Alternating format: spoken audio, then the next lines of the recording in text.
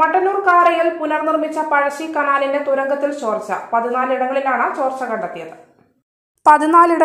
ചോർച്ച കണ്ടെത്തിയത്. മുകളിലെ കനാലിലെ വെള്ളമാണ് താഴെ തുരങ്കഭിത്തി ചോർന്ന് പുറത്തേക്ക് വരുന്നത്.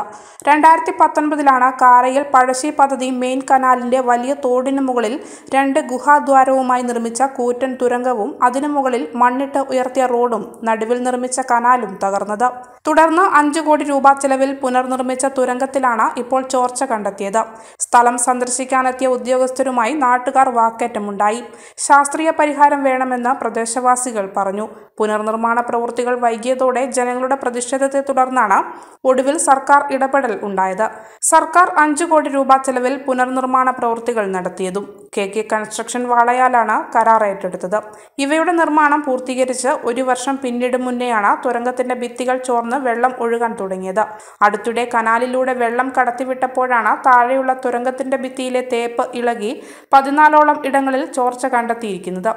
സംഭവം ഉദ്യോഗസ്ഥരുടെ ശ്രദ്ധയിൽപ്പെടുത്തിയപ്പോൾ പ്രവൃത്തി ഏറ്റെടുത്ത കരാറുകാരന്റെ തൊഴിലാളികൾ ഇവിടെ ജോലിക്കെത്തുകയും ഉദ്യോഗസ്ഥരില്ലാതെ പ്രവൃത്തികൾ ആരംഭിക്കാൻ അനുവദിക്കില്ലെന്ന് പറഞ്ഞ് പ്രദേശവാസികൾ ജോലി തടസ്സപ്പെടുത്തുകയുമായിരുന്നു. തുടർന്ന് AX, EK Santhosh, AE Siyad എന്നിവർ സ്ഥലം സന്ദർശിക്കുകയായിരുന്നു. ചോർച്ച ഉടൻ പരിഹരിക്കാമെന്ന് ഉദ്യോഗസ്ഥർ പറഞ്ഞെങ്കിലും 1 വർഷം കൊണ്ട് എങ്ങനെയാണ് തുരങ്കം തകർന്നതെന്ന് കണ്ടെത്തുകയും ശാശ്വതമായി പരിഹാരമില്ലാതെ ചോർച്ചയടച്ചു പോകാൻ അനുവദിക്കില്ലെന്നും പറഞ്ഞ് വാക്കേറ്റമായി. സംഭവം അറിഞ്ഞെത്തിയ നഗരസഭാ ചെയർമാൻ N ഷാജിത്ത് ചോർച്ചകൾ പരിശോധിക്കുകയും ജനങ്ങളുടെ ആവശ്യം ഉദ്യോഗസ്ഥരെ അറിയിക്കുകയും ചെയ്തു. തകർച്ചയ്ക്കുള്ള കാരണം കണ്ടെത്തി റിപ്പോർട്ട് ചെയ്യുകയും ഇനി ചോർച്ച ഉണ്ടാകാതിരിക്കാനുള്ള ശാശ്വതമായ നടപടികൾ എന്താണെന്ന് ജനങ്ങളെ ബോധ്യപ്പെടുത്തിയ ശേഷം മാത്രമേ പ്രവൃത്തികൾ ആരംഭിക്കാവൂ എന്നും ഉദ്യോഗസ്ഥരോട് ആവശ്യപ്പെട്ടു.